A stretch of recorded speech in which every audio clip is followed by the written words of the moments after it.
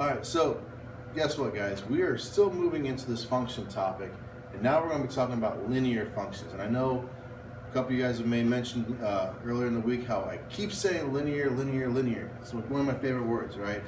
And we've actually talked about linear functions a little bit when we talked about y equals mx plus b. Because we knew that to be the equation for a straight line or a linear line. Remember, linear means straight.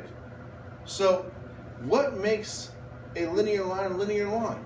Okay, it has one thing. It's got a constant rate of change.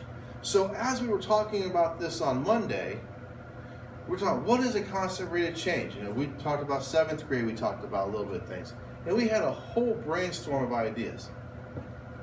Here's all the different things that you guys came up with for what is slope, or what is rate of change. We have unit rate, slope, COP, remember, constant proportionality, change in y over the change in x.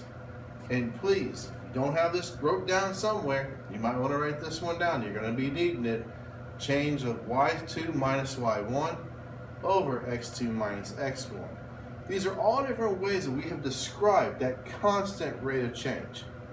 If the rate of change is constant, then it's linear. If it's not, then it is not linear. So it's either is or is not. So we look here at this problem. How are we going to tell what is the rate of change here? Well, I've got some points, right? Remember how I said, write this down. It's going to come in handy. We just need to pick 2 points. So in this case, I'm going to pick this point and this point.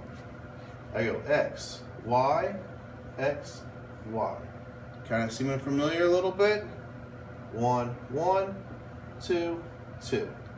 So then we go 2 minus 1. Oh, oops, almost made a mistake. 2 minus negative 1 over 2 minus 1. And this is keep, change, change. So 2 plus 1 is 3. 2 minus 1 is 1. So this says I have a slope of 3, or a rate of change of 3 between these two. Unfortunately, guys, we're not done. That just gave me these 2 points here. If it's to be a constant rate of change, then it needs to be 3 for all of them. Okay? So we're going to check between these two. We'll do it the exact same thing again. xy, xy. 1, 1, 2, 2. So now I have 8 minus 5 over 4 minus 3, 3 over 1, which is 3. Since it is the same number, this proves that it's a constant rate of change. Constant means it doesn't change. The only thing changes, the constant rate of change is 3, constant rate of change is 3.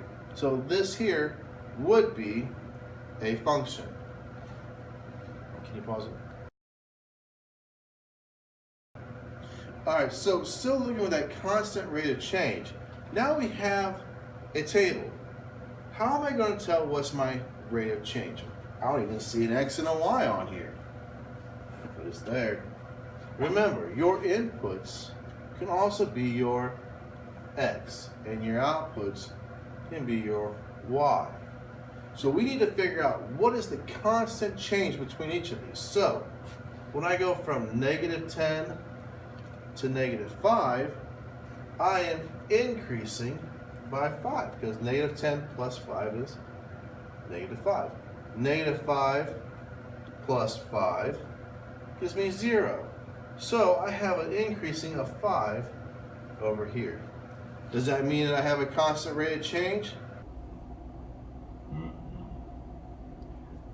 Because, remember, we're looking at the change in y over the change in x. So we still have to figure out change in y. To go from 8 to 5, I'm subtracting 3. To go from 5 to 2, I'm subtracting 3. To go from 2 to negative 1, I'm subtracting 3. So my change in y is -3, my change in x is 5. So my constant rate of change is just right here. My slope is -3/5. So since each one of these is changing the same, I have a constant rate of change of -3/5. Now, this one here, same thing's in your digits book. Table shows the ages and lengths of a shark over a 15-year period. What I'm going to do now is we're going to pause the video, and I want you guys to try this on your own.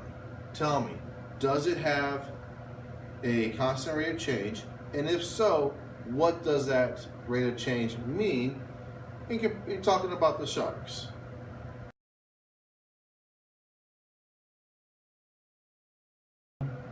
Alright, so hopefully you guys were able to come up with this. Okay, you can see that we were increasing the age of the sharks by 5 years, and the length of the sharks, if you figured this up, kept increasing by 3.75.